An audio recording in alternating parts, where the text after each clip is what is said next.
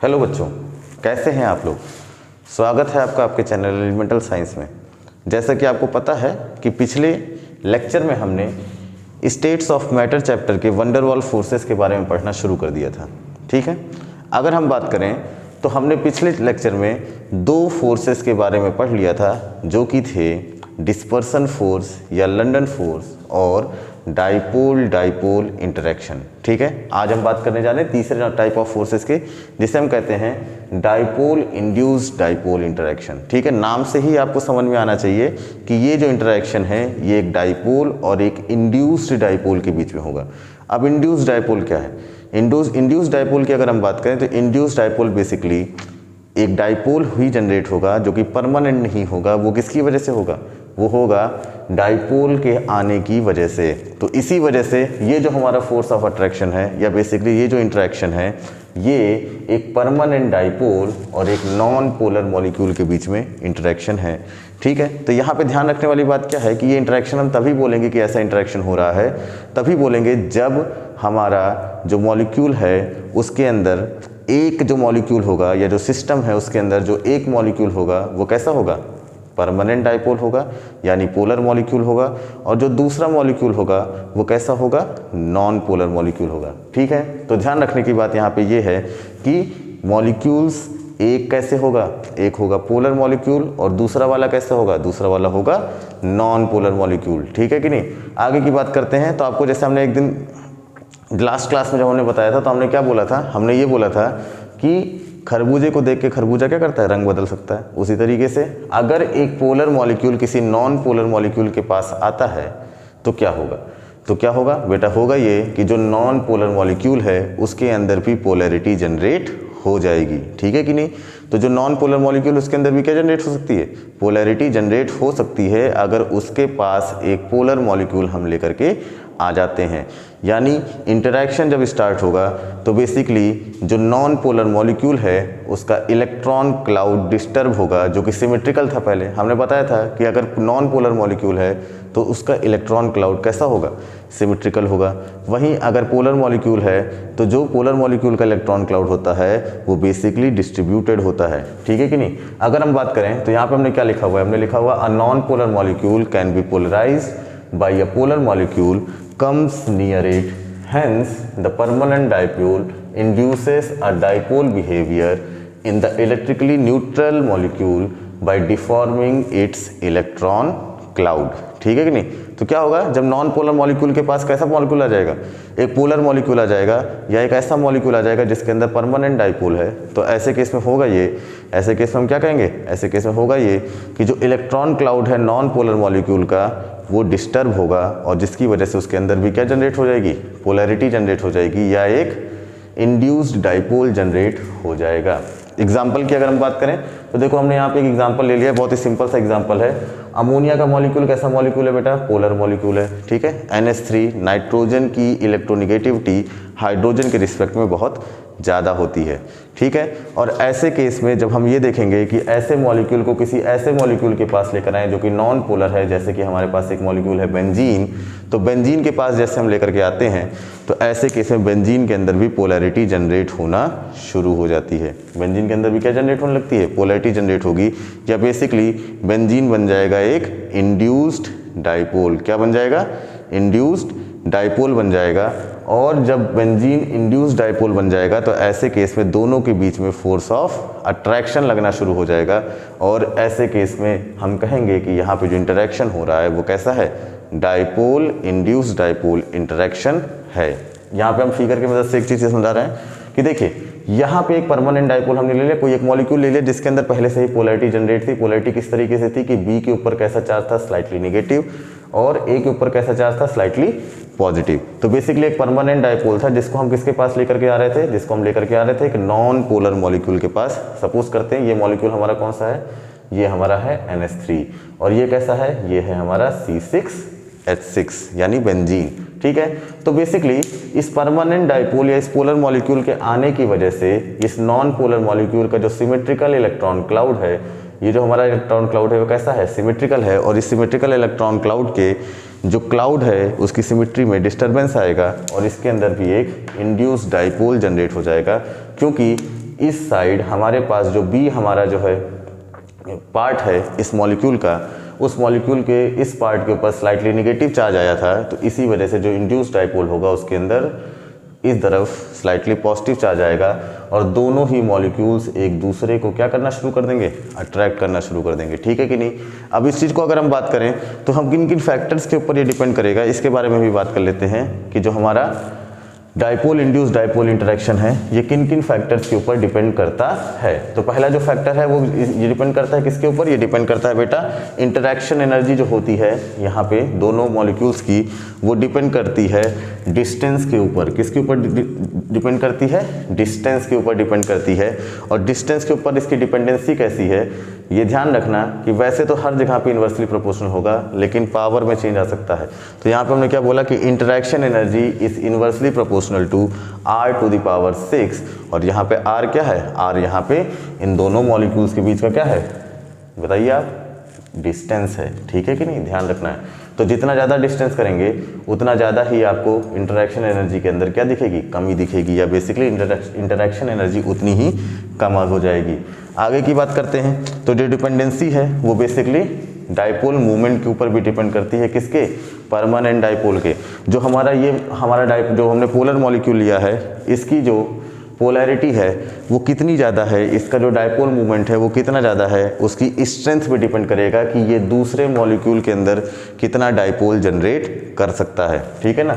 अगर इस मॉलिक्यूल की पोलैरिटी बहुत ज़्यादा है तो ऐसे केस में यहाँ भी इंड्यूस्ड डाइपोल के अंदर बेसिकली बहुत ज़्यादा पोलैरिटी आने वाली है, या बेसिकली ऐसे केस में क्योंकि ज़्यादा चार्ज होगा हमारे पास तो ऐसे केस में इंटरेक्शन भी स्ट्रॉन्ग होगा, या हम ये कह सकते हैं कि जो फोर्स लगेगा वो काफ़ी ज़्यादा लगेगा। ठीक है कि नहीं। अगली बात करते हैं तो अगली बात हम करते हैं तो तीसरा फैक्टर है जिसके ऊपर डिपेंडेंसी है वो है polarisability of electrically neutral atom. जो हमारा इलेक्ट्रिकली न्यूट्रल एटम है वो कितना ज़्यादा पोलराइज हो सकता है। सपोज करते हैं हमारे पास एक ऐसा एटम है जिसकी पोलराइजेबिलिटी बहुत ही कम हो, तो ऐसे केस में हम सामने चाहे जितना ज़्यादा जो है स्ट्रॉन्ग परमानेंट डाइपोल रख देते हैं वो ज़्यादा जल्दी पोलराइज नहीं होगा या ज़्यादा एक्सटेंट तक पोलराइज नहीं होगा, तो ऐसे केस में इंटरेक्शन क्या हो जाएगा, कम हो जाएगा।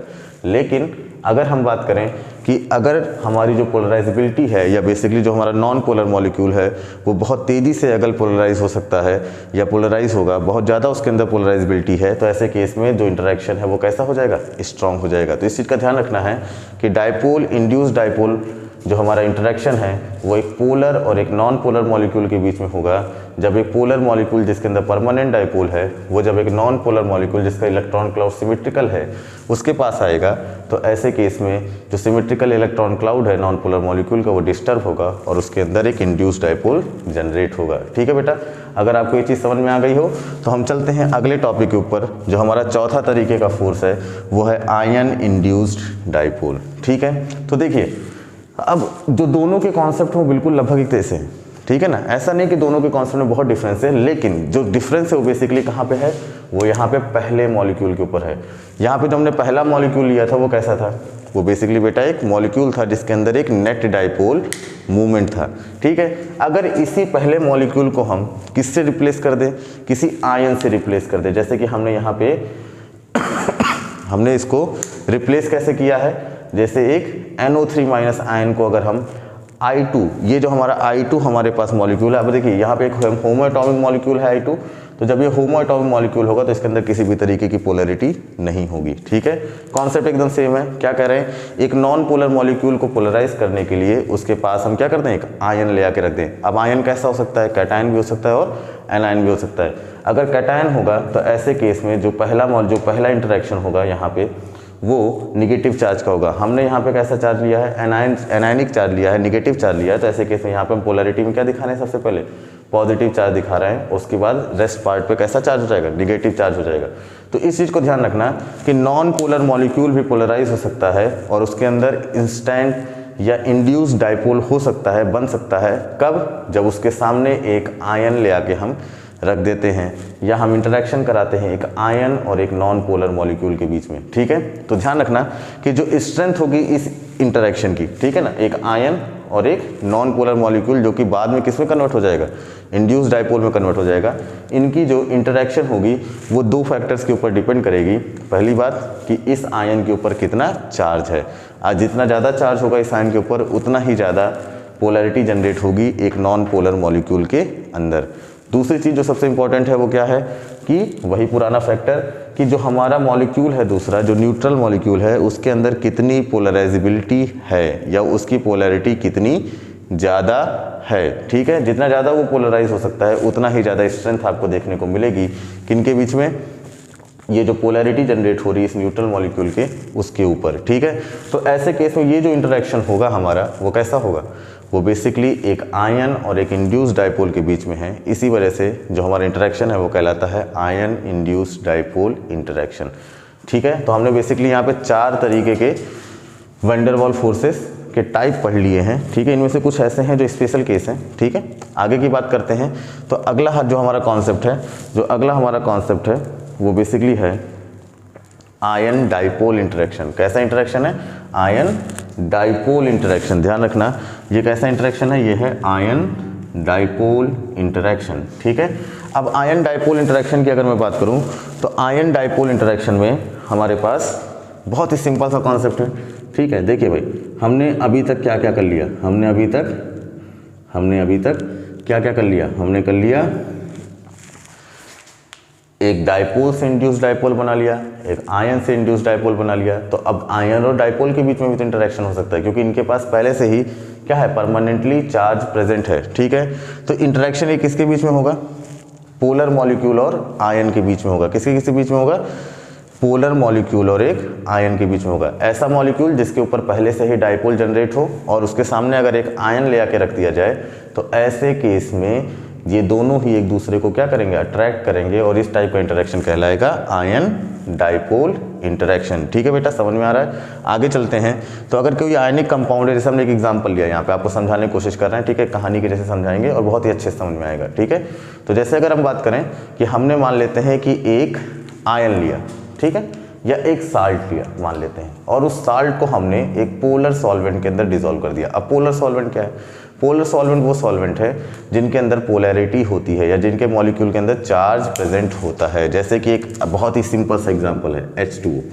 H2O कैसा है मॉलिक्यूल है, ये बेसिकली एक पोलर सॉल्वेंट है। कैसा सॉल्वेंट है, पोलर सॉल्वेंट है। क्यों पोलर सॉल्वेंट है, क्योंकि ऑक्सीजन की इलेक्ट्रोनिगेटिविटी हाइड्रोजन के रिस्पेक्ट में काफ़ी ज़्यादा होती है और इसी वजह से हमारे पास ऑक्सीजन के ऊपर स्लाइटली निगेटिव चार्ज आता है और हाइड्रोजन के ऊपर कैसा चार्ज आता है, स्लाइटली पॉजिटिव चार्ज आता है, ठीक है। अब इस चीज़ को ध्यान रखते हुए अगर सपोज करिए कि एक हमने आयनिक कंपाउंड इस वाटर के अंदर मिला दिया, एग्जांपल के लिए NaCl लिया और उसको क्या कर दिया, पानी के अंदर मिला दिया है, ठीक है।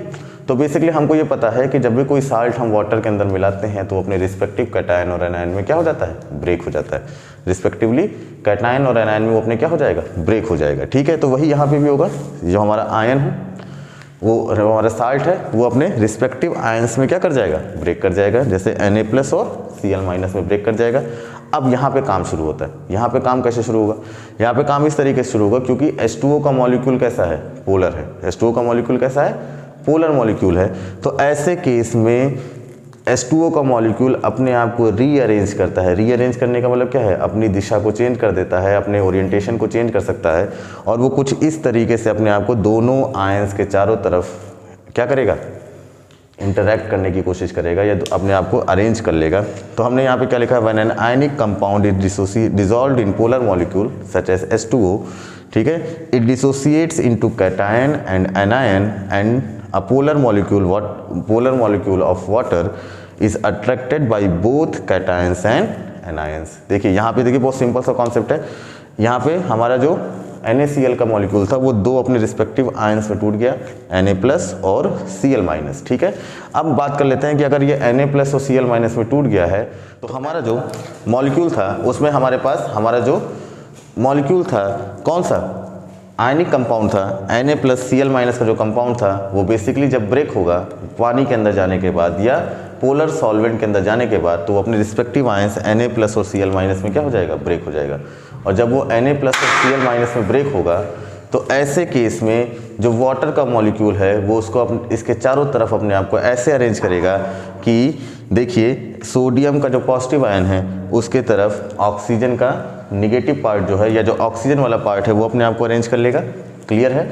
और सिमिलरली जो Cl- आयन है उसके दोनों तरफ जो हमारे H+ या बेसिकली जो हम ये कह सकते हैं कि स्लाइटली पॉजिटिव H एटम है या आयन पार्ट है, आयनिक पार्ट है इस H2O मॉलिक्यूल का, वो अपने आप को अरेंज कर लेगा और इस तरीके से क्लस्टर ऑफ आयंस बन जाएंगे। ठीक है ना। इस प्रोसेस को हम क्या कहते हैं, इस प्रोसेस को हम कहते हैं हाइड्रेशन ऑफ आयंस। क्या बोलते हैं बेटा, हाइड्रेशन ऑफ आयंस। क्लियर बात समझ में आ रही है। अब ये भी जो है जो फैक्टर्स हैं जिनके ऊपर ये डिपेंड करते हैं वो लगभग कैसे हैं, वो लगभग उसी जैसे हैं जैसे कि हमारे पास ये फैक्टर्स हैं जिन पे आयन इंड्यूस्ड डाइपोल और dipole induced dipole forces dependency दिखाते हैं। ठीक है, इस चीज को ध्यान रखना। जैसे कि पोलराइजेबिलिटी ऑफ दिस, हमारा आयनिक कंपाउंड कितने जल्दी डिसोसिएट हो जाता है। ठीक है, या हम ये कह सकते हैं कि चार्ज कितना है हमारे आयंस के ऊपर या साइज क्या है आयंस की। ठीक है, तो इसके बारे में बेटा अभी हम आगे बात करेंगे अगले वीडियो में। ठीक है, हाँ तो बेटा वैन डर वाल्स फोर्सेस का जो सिक्स टाइप है वो है हाइड्रोजन बॉन्डिंग। हाइड्रोजन बॉन्डिंग की अगर हम बात करें तो ये बेसिकली, हाइड्रोजन बॉन्ड की अगर हम बात करें तो ये बेसिकली एक स्पेशल केस है किसका, डाइपोल डाइपोल इंटरेक्शन का। हमने शुरुआत में भी आपसे बताया था कि वैन डर वाल्स फोर्स का एक स्पेशल केस है वो है हाइड्रोजन बॉन्ड। ध्यान रखना, हाइड्रोजन बॉन्ड सिर्फ और सिर्फ प्रेजेंट होगा ऐसे मॉलिक्यूल्स के बीच में जो कि कैसे होंगे, जहाँ पे जो बॉन्ड्स होंगे बहुत ही ज़्यादा कैसे होंगे, पोलर होंगे। ठीक है, हाईली पोलर बॉन्ड्स आपको देखने को मिलेंगे। कैसे बॉन्ड देखने को मिलेंगे, हाईली पोलर। और ज़्यादातर केसेस में आपको ये 3 ही बॉन्ड देखने को मिलेंगे। कौन कौन से हैं वो है नाइट्रोजन हाइड्रोजन का बॉन्ड, ऑक्सीजन हाइड्रोजन का बॉन्ड, हाइड्रोजन फ्लोरीन का बॉन्ड, या कभी कभी क्लोरीन और हाइड्रोजन का बॉन्ड भी इसमें पार्टिसिपेट करता है। ठीक है, ध्यान रखने की बात यहाँ पे ये है कि जो एनर्जी होती है किसकी, हाइड्रोजन बॉन्ड की, वो वैरी करती है 10 किलो जूल से 100 किलो जूल पर मोल तक। ठीक है, कहाँ से कहाँ तक, 10 किलो जूल से 100 किलो जूल पर मोल तक। और इतनी ज़्यादा एनर्जी अगर इस बॉन्ड की है तो बेसिकली ये बॉन्ड बहुत ही सिग्निफिकेंट रोल प्ले करेगा किस में, शेप बताने में मॉलिक्यूल के, या स्ट्रक्चर, या बहुत सारी प्रॉपर्टीज़ को बताने में। ठीक है ना, तो इसलिए हाइड्रोजन बॉन्ड हमारे लिए बहुत ही ज़्यादा क्या हो जाता है, इंपॉर्टेंट हो जाता है बच्चा। क्यों इंपॉर्टेंट हो जाता है, क्योंकि ये बेसिकली जो हमारा एनर्जी इतनी ज़्यादा है इसकी, इस बॉन्ड की, कि 10 किलो जूल से 100 किलो जूल पर मोल तक की इसकी एनर्जी है। और इसी वजह से हाइड्रोजन बॉन्ड जो है एक पावरफुल फोर्स है और ये बेसिकली किसी तरीके से स्ट्रक्चर और प्रॉपर्टीज़ के ऊपर, कंपाउंड्स के बहुत ज़्यादा इफेक्ट डालता है। एक एग्जांपल ले लेते हैं। एग्जांपल क्या बेटा, जैसे प्रोटीन और न्यूक्लिक एसिड था, बायोमॉलिक्यूल्स आपने चैप्टर फर्स्ट टर्म में पढ़ लिया है, आपका जो है वो चैप्टर हो चुका है। ठीक है, तो वहाँ पे आप देखते होंगे कि इस जो प्रोटीन या न्यूक्लिक एसिड थे उनके बेसिकली जो मॉलिक्यूल्स थे वो वहाँ पे जो इलेक्ट्रोनेगेटिव एटम होता था और लोन पेयर के बीच में आपको कूलाम्बिक फोर्स ऑफ अट्रैक्शन देखने को मिलता था, और जिसकी वजह से प्रोटीन या न्यूक्लिक एसिड का स्ट्रक्चर डिफरेंट हो जाता था। तो हमने यहाँ पे बताया था कि in proteins and nucleic acid strength of hydrogen bond is determined by coulombic interaction between lone pair and the electrons of the electronegative atom. ठीक है ना, तो ध्यान रखने वाली बात यहाँ पे ये है बेटा कि हाइड्रोजन बॉन्ड इसलिए बहुत ज़्यादा ज़रूरी है हमको पढ़ना, क्योंकि पहली बात तो ये बहुत ही ज़्यादा इलेक्ट्रोनेगेटिव एलिमेंट और हाइड्रोजन के बीच में देखने को मिलेगा। और जो दूसरी जो सबसे इंपॉर्टेंट बात है वो ये है कि इसकी जो डिसोसिएशन इंथैल्पी है वो बहुत ज़्यादा है, बहुत ज़्यादा माने 10 किलो जूल से 100 किलो जूल पर मोल तक है। और इस वजह से इतना पावरफुल फोर्स है ये कि इसकी वजह से मॉलिक्यूल के स्ट्रक्चर और उसकी प्रॉपर्टीज़ में बहुत सारे चेंजेस आ जाते हैं। ठीक है, तो यहाँ तक हमारे सारे वैन डर वाल्स फोर्सेस हमने यहाँ पे आपके लिए कंप्लीट कर दिए हैं। तो बच्चों आगे जो हमारा नेक्स्ट टॉपिक है वो है thermal energy. Van der Waals forces के बारे में हमने सारी बातें कर ली, अब हम बात करते हैं थर्मल एनर्जी की। ठीक है, तो थर्मल एनर्जी का मतलब, थर्म का मतलब क्या होता है बेटा, थर्म का मतलब होता है हीट। ठीक है, तो हीट एनर्जी बेसिकली किस तरीके से अराइज होती है किसी भी कम्बिनेशन ऑफ मॉलिक्यूल्स के अंदर या किसी भी सबस्टेंस के अंदर, इसके बारे में बात करते हैं। ठीक है, तो किसी भी बॉडी के अंदर जो थर्मल एनर्जी वो अराइज होती है by the motion of their molecules और एटम्स। जब किसी भी सिस्टम के, किसी भी बॉडी के एटम्स या मॉलिक्यूल्स क्या करते हैं, मोशन करते हैं, एक जगह से दूसरी जगह लगातार मोशन करते रहते हैं, तो उसकी वजह से क्या अराइज होने लगता है, उसकी वजह से अराइज होती है थर्मल एनर्जी या हीट एनर्जी। ठीक है, कैलकुलेट कैसे करते हैं, कैलकुलेट कर सकते हैं bye calculating the average kinetic energy of the particles responsible for the thermal motion of the movement of the particles. ठीक है, कहने का मतलब क्या है कि अब सपोज करते हैं यहाँ से एक पार्टिकल है, ये इस तरीके से मोशन कर रहा है लगातार, ऐसे लाखों करोड़ों मॉलिक्यूल्स होंगे, ये लाखों करोड़ों पार्टिकल्स होंगे एक बॉडी के अंदर। अब वो लगातार अगर मोशन कर रहे हैं तो ऐसे केस में उनके मोशन की वजह से होगा क्या, हीट जनरेट होगी या बेसिकली थर्मल एनर्जी जनरेट होगी। और काइनेटिक एनर्जी, अगर हम एवरेज काइनेटिक एनर्जी इन्हीं सारे पार्टिकल्स की निकाल लेते हैं तो ऐसे केस में हम थर्मल एनर्जी या थर्मल मोशन की वजह से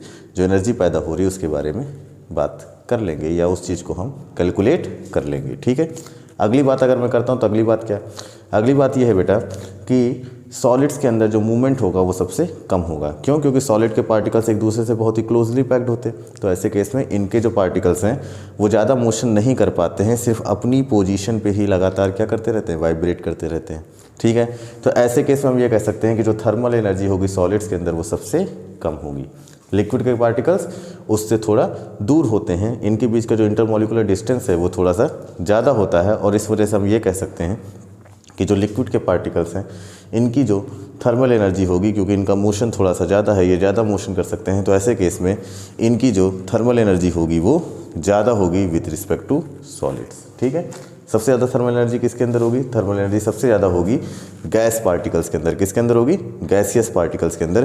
क्यों? क्योंकि गैस के पार्टिकल्स लगातार रैंडम मोशन करते रहेंगे, zig zag motion, straight line में कभी इधर जा रहे हैं, कभी उधर जा रहे हैं, कभी इधर जा रहे हैं, कभी इधर जा रहे हैं, और ऐसे सारे पार्टिकल्स एक दूसरे के साथ क्या कर रहे होंगे, कोलाइड कर रहे होंगे और मोशन कर रहे होंगे, जिसकी वजह से इनकी जो थर्मल एनर्जी होगी वो सबसे ज़्यादा होगी। या हम ये कह सकते हैं कि जो इनकी काइनेटिक एनर्जी होगी वो सबसे ज़्यादा आपको देखने को मिलेगी, क्योंकि पार्टिकल्स का मोशन सबसे ज़्यादा होगा, और इस वजह से हम ये कह सकते हैं कि थर्मल एनर्जी गैसेस में सबसे ज़्यादा पाई जाती है। ठीक है, अब इंटरमॉलिकुलर फोर्स ऑफ अट्रैक्शन और थर्मल एनर्जी, इन दोनों को अगर हम कंपेयर करें कि ये दोनों चीज़ें क्या हैं, तो ध्यान रखना कि intermolecular force of attraction basically particles को एक दूसरे के साथ रखने की कोशिश करता है। क्या करता है, एक दूसरे के साथ अट्रैक्ट करने की कोशिश करता है।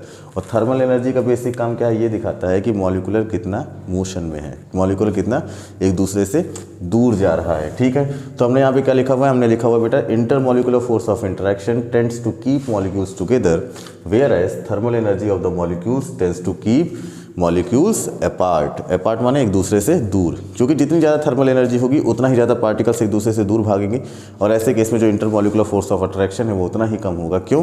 क्योंकि intermolecular force of attraction distance के इन्वर्सली प्रोपोर्शनल होता है। जितना ज़्यादा डिस्टेंस होगा पार्टिकल्स के बीच में उतना ही कम आपको इंटरमॉलिकुलर फोर्स ऑफ अट्रैक्शन देखने को मिलेगा। ठीक है, तो इसलिए हमने देखो यहाँ पे एक बेसिक सा जो है क्या बना लिया है, ट्रेंड बना लिया है कि सॉलिड्स के अंदर इंटरमॉलिकुलर फोर्स ऑफ अट्रैक्शन सबसे ज़्यादा होगा, लिक्विड्स के अंदर उनसे कम होगा, गैस के अंदर सबसे कम होगा। लेकिन थर्मल एनर्जी की अगर हम बात करें तो गैसियस पार्टिकल्स के अंदर थर्मल एनर्जी सबसे ज़्यादा देखने को मिलेगी, लिक्विड के अंदर उनसे कम मिलेगी, और गैसेस पार्टिकल या बेसिकली सॉलिड पार्टिकल्स के अंदर जो थर्मल एनर्जी वो सबसे कम होगी, क्योंकि इनके पार्टिकल्स के बीच का स्पेस बहुत ही कम होता है। ये सिर्फ अपने किस पे, अपने एक्सिस पे ही सिर्फ लगातार वाइब्रेट कर सकते हैं, जिसकी वजह से इनके अंदर थर्मल एनर्जी मिलती है। ठीक है, अगली बात करें तो कोरिलेशन। कोरिलेशन कहने का मतलब क्या है, अगर हम दोनों को मिला करके कोई बात करना चाहें, ठीक है, किनको, इंटरमॉलिकुलर फोर्स ऑफ अट्रैक्शन और थर्मल एनर्जी को मिला करके कोई बात मैं कहना चाहूँ तो मैं क्या कहूँगा। ठीक है, तो मैं ये कहूँगा कि बेसिकली हम क्या समझ सकते हैं, हम ये कह सकते हैं कि देखिए अगर गैसेस के पार्टिकल्स एक दूसरे से बहुत दूर हैं तो हम इनको क्या करें, कंप्रेस कर दें, इनको हम कंप्रेस कर दें। ठीक है ना, खूब ज़्यादा प्रेशर लगाएं और इनको हम एक दूसरे के पास लाने की कोशिश करें। लेकिन यहाँ पे ध्यान रखने वाली बात ये है कि गैसेस के पार्टिकल्स के बीच में क्योंकि डिस्टेंस बहुत ज़्यादा है और इनकी थर्मल एनर्जी बहुत ही ज़्यादा है, तो ऐसे केस में पार्टिकल्स लगातार बहुत तेज़ी से क्या करते रहेंगे, इस तरीके से मोशन करते रहेंगे। और जब लगातार इस तरीके से मोशन कर रहे हैं तो इनके पार्टिकल्स को क्या करना, कंप्रेस करना भी मुश्किल है। मैं यहाँ पे बात कर रहा हूँ लिक्विफिकेशन ऑफ गैस की, ठीक है कि नहीं। तो ऐसे केस में हमको दो फैक्टर्स के ऊपर ध्यान देना पड़ता है। ठीक है, अगर पार्टिकल्स की थर्मल एनर्जी कम कर दी जाए या इनकी काइनेटिक एनर्जी क्या कर दी जाए, कम कर दी जाए। ध्यान से सुनिएगा बेटा, बहुत इंपॉर्टेंट चीज़ मैं बोल रहा हूँ। ठीक है, कि अगर इनकी थर्मल एनर्जी हम क्या करते, कम कर दें, या बेसिकली हम क्या कह सकते हैं कि अगर इनकी हम बेसिकली काइनेटिक एनर्जी को हम क्या कर दें, कम कर दें, तो ऐसे केस में अब पार्टिकल्स का मोशन क्या हो जाएगा, कम हो जाएगा, स्लो हो जाएगा। ठीक है ना, पहले बहुत तेज़ी से मोशन कर रहे थे, अब इसके बाद क्या हुआ, पार्टिकल्स का मोशन कम हो जाएगा, और ऐसे केस में गैसेस आसानी से क्या हो जाएंगी, कंप्रेस हो जाएंगी, या लिक्विफिकेशन ऑफ गैस आसान हो जाएगा। यही चीज़ हमने यहाँ पे लिखा हुआ है कि कोरिलेशन का मतलब क्या है, कि अगर हमको किसी भी सबस्टांस की फिजिकल स्टेट में चेंज लाना है, जैसे गैस को किस में कन्वर्ट करना था, लिक्विड में कन्वर्ट करना था, तो ऐसे केस में गैसेस के बीच का जो थर्मल एनर्जी, गैसेस के पार्टिकल्स के बीच में जो थर्मल एनर्जी होती है बहुत ही ज़्यादा होती है। तो ऐसे केस में आसानी से मॉलिक्यूल्स एक दूसरे के क्लोज नहीं आएंगे। ठीक है, तो हमने क्या बोला कि अगर हम टेम्परेचर को लोअर कर देते हैं, टेम्परेचर को कम कर देते हैं, तो ऐसे केस में जो थर्मल एनर्जी है पार्टिकल की वो क्या हो जाएगी, कम हो जाएगी, और ऐसे केस में gases can be liquefied. Topic को लेकर के जो हमारा नेक्स्ट टॉपिक है वो है गैस के डिफरेंट लॉज। सबसे पहला जो लॉ हम आज पढ़ेंगे वो है बॉयल्स लॉ। ये लॉ बेसिकली किसने दिया था, एक साइंटिस्ट थे, केमिस्ट थे, जिनका नाम था रॉबर्ट बॉयल। ठीक है, अब अगर हम बात करें तो जितने भी गैस लॉज हैं हमारे, वो सारे के सारे गैस लॉज एक्सपेरिमेंटल रिजल्ट के ऊपर बेस्ड हैं। किसके ऊपर बेस्ड है बेटा, एक्सपेरिमेंटल रिजल्ट्स के ऊपर बेस्ड हैं। और जो हमारा बॉयल्स लॉ है ये बेसिकली प्रेशर और वॉल्यूम के बीच का रिलेशन है जब temperature of the gas is kept constant. यानी ये बेसिकली प्रेशर और वॉल्यूम के बीच का रिलेशन बताएगा आपको जब टेम्परेचर को हम क्या करेंगे, कांस्टेंट रखेंगे, और मास ऑफ द गैस या अमाउंट ऑफ गैस भी फिक्स्ड होगी। ठीक है, तो ध्यान रखना, हमने यहाँ पे लिखा हुआ है Robert Boyle studied the effect of pressure on the volume at constant temperature and fixed amount of gas. ठीक है, तो अगर हम बात करें तो बेसिकली हमको जो है 4 फैक्टर्स के ऊपर ही बात करनी है, जितने भी लॉज उसमें। पहला प्रेशर, दूसरा वॉल्यूम, तीसरा टेम्परेचर, और चौथा अमाउंट ऑफ गैस यानी number of moles of gas. ठीक है, तो अगर हम इस लॉ की बात करें, बॉयल्स लॉ की बात करें, तो इसको हमने बेसिकली 2 डेफिनेशंस में सम अप किया है। पहली डेफिनेशन जो है वो ये कहती है कि at constant temperature for the fixed amount of the gas the pressure of the gas is inversely proportional to the volume of the gas. कहने का मतलब क्या है कि अगर गैस का अमाउंट हमने क्या कर दिया है, फिक्स कर दिया है, ठीक है, और टेम्परेचर को क्या रखा है, कांस्टेंट रखा है, तो ऐसे केस में जो गैस का प्रेशर है वो वॉल्यूम के इन्वर्सली प्रोपोर्शनल होगा।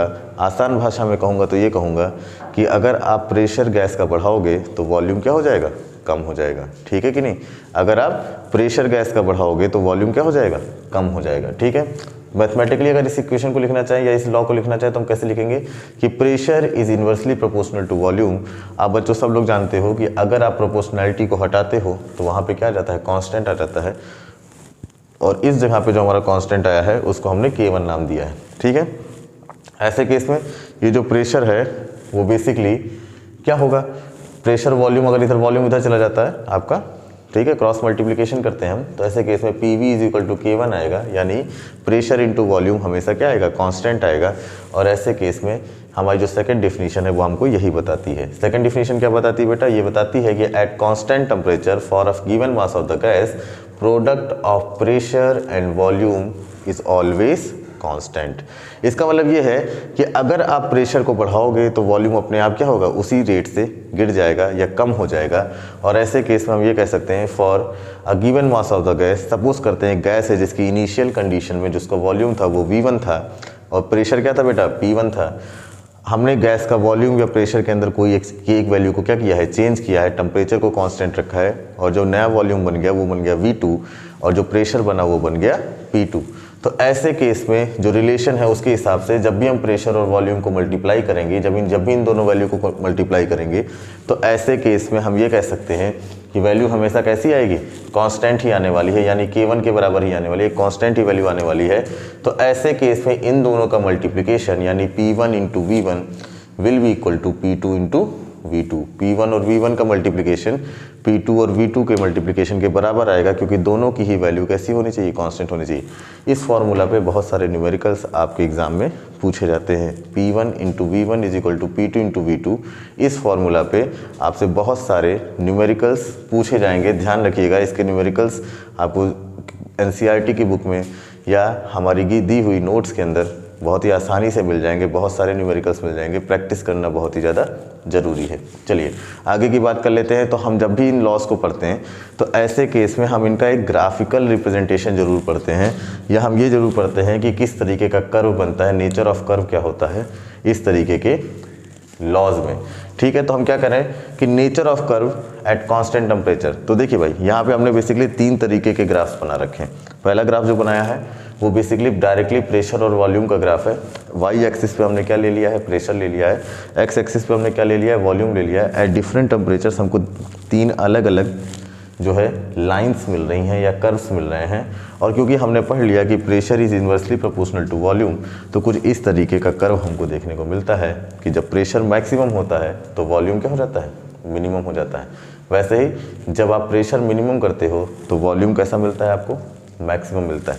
ठीक है, जो दूसरा ग्राफ हमने बनाया है वो बेसिकली थोड़ा सा हमने चेंज किया है। बस हमने क्या किया है कि जो वाई एक्सिस था इस पर की प्रेशर रखा है और एक्स एक्सिस पे हमने लिख लिया है 1/v यानी रेसिप्रोकल ऑफ वॉल्यूम। तो देखिए अगर हम ये कहें तो यहाँ से हम ये कह सकते हैं कि प्रेशर सिर्फ वॉल्यूम के तो इन्वर्सली प्रोपोर्शनल है, लेकिन इस पूरी क्वांटिटी के कैसे है, डायरेक्टली प्रोपोर्शनल है। तो ऐसे केस में हमको स्ट्रेट लाइन मिलेगी ग्राफ के अंदर डिफरेंट टेम्परेचर्स पे। ठीक है, ये ध्यान रखने वाली बात है कि अगर टेम्परेचर कम होगा तो ग्राफ का जो स्लोप होगा वो भी कम होगा, टेम्परेचर ज़्यादा होगा तो जो ग्राफ का स्लोप है वो भी क्या हो जाएगा, ज़्यादा हो जाएगा। कहने का मतलब यह कि जैसे अगर टेम्परेचर 200 केल्विन है तो ग्राफ का स्लोप आपको कैसा मिलेगा, कम मिलेगा। अगर टेम्परेचर 400 केल्विन है तो देखिए T2 की वैल्यू पे जैसे ग्राफ का स्लोप आपको ज़्यादा मिल रहा है, और T3 जैसे जैसे टेम्परेचर बढ़ाते जाएंगे वैसे वैसे ग्राफ का स्लोप भी बढ़ता जाएगा। ठीक है, नेक्स्ट जो हमने ग्राफ बनाया है वो बेसिकली प्रेशर इंटू वॉल्यूम का बनाया है विद रिस्पेक्ट टू प्रेशर। ठीक है, या विद रिस्पेक्ट टू वॉल्यूम भी बना सकते थे आप। ठीक है, तो प्रेशर इंटू वॉल्यूम का विद रिस्पेक्ट टू प्रेशर अगर हमने ग्राफ बनाया तो ऐसे केस हमने अभी पढ़ लिया कि प्रेशर इंटू वॉल्यूम हमेशा क्या होता है, कांस्टेंट आता है। और ऐसे केस में अगर हम प्रेशर के रिस्पेक्ट में इस ग्राफ को देखेंगे तो हमेशा कांस्टेंट के लिए हमें कैसी लाइन मिलेगी, स्ट्रेट लाइन ही हमेशा देखने को मिलेगी। तो ये बेसिकली ये जो ग्राफ होगा ये बेसिकली पैरेलल हो जाएगा किसके, एक्स एक्सिस का, और इसका पैरेलल होना या इस लाइन का पैरेलल होना ही कहलाता है, दिखाता है हमें कि प्रेशर इंटू वॉल्यूम हमेशा क्या होगा, कांस्टेंट होगा फॉर अ गिवन टेम्परेचर। ध्यान रखिएगा कि यहाँ पे जो भी लाइंस बन रही हैं ये सारी की लाइंस, सारी के सारे कर्व्स या सारी की सारी लाइंस किस पे बन रही हैं, कांस्टेंट टेम्परेचर पे बन रही हैं। और अगर ये लाइंस कांस्टेंट टेम्परेचर पे बन रही हैं तो ऐसे केस में इन कर्व्स को या इन लाइंस को हम बोलते हैं आइसोथर्म। क्या बोलते हैं बेटा, आइसोथर्म। ध्यान रखना आपसे ये चीज़ भी पूछी जा सकती है, छोटा सा क्वेश्चन है कि व्हाट इज़ आइसोथर्म। तो आप बोलोगे कि जब भी कोई ग्राफ या जब भी कोई कर्व के अंदर जो लाइन बन रही है हमारी, ठीक है, वो कांस्टेंट टेम्परेचर पे बनाई जाए या जो रीडिंग ली जाए वो कांस्टेंट टेम्परेचर पे बनाई जाए, तो ऐसे केस में हम कहते हैं कि उन कर्व्स को या उन लाइंस को हम क्या बोलते हैं, आइसोथर्म बोलते हैं। आगे की बात करते हैं। ये जो लॉ हमने पढ़ा है इस लॉ का सिग्निफिकेंस क्या है। सिग्निफिकेंस कहने का मतलब क्या है कि इस लॉ को पढ़ने से हमको फ़ायदा क्या हुआ। ठीक है, तो बेसिकली सबसे पहले की बात करें तो ये लॉ हमको प्रेशर और वॉल्यूम के बीच का क्या बताता है, रिलेशन बताता है। जो दूसरी जो सबसे इंपॉर्टेंट चीज़ है वो ये है कि इसी लॉ से हम प्रेशर और डेंसिटी के बीच का भी रिलेशन निकाल सकते हैं, और इस वजह से हम कई सारे अपने क्वेश्चंस जो हमारे दिमाग में राइज होते हैं उनको बहुत ही आसानी से क्या कर सकते हैं, एक्सप्लेन कर सकते हैं। ठीक है, तो देखिए अगर हम मान लेते हैं सिग्निफिकेंस पढ़ रहे हैं हम, और सिग्निफिकेंस के लिए अगर हम मान लेते हैं कि मानते हैं कि अगर टेम्परेचर को हमने क्या किया है, कांस्टेंट रख दिया है, और गैस का मास भी हमने क्या कर दिया है, कांस्टेंट कर दिया है। हम गैस के मास को अल्टर नहीं कर रहे हैं, चेंज नहीं कर रहे हैं। ठीक है, इनिशियल कंडीशन पे जो प्रेशर है वो P1 है और जो वॉल्यूम है वो क्या है, V1 है। तो मान लेते हैं कि जो सबस्टांस है, जो गैस है हमारी, उसकी डेंसिटी इस केस में D1 है। तो ऐसे केस में हमने फॉर्मूला पढ़ रखा है, डेंसिटी इज इक्वल टू क्या होता है बेटा, डेंसिटी इज इक्वल टू होता है मास डिवाइडेड बाई वॉल्यूम। तो ऐसे केस में हम ये कह सकते हैं कि वॉल्यूम की वैल्यू अगर हम लिखना चाहें तो इसको हम लिख सकते हैं मास डिवाइडेड बाई डेंसिटी। लिख सकते हैं कि नहीं लिख सकते हैं। तो इनिशियल केस में क्योंकि वॉल्यूम हमारा V1 है, डेंसिटी हम मान लेते हैं गैस की कितनी है, D1 है, लेकिन गैस का जो मास है उसको हमने क्या कर रखा है, फिक्स कर रखा है। गैस के मास को हम चेंज नहीं कर रहे हैं। तो ऐसे केस में हम V1 की वैल्यू लिख सकते हैं m डिवाइडेड बाई D1।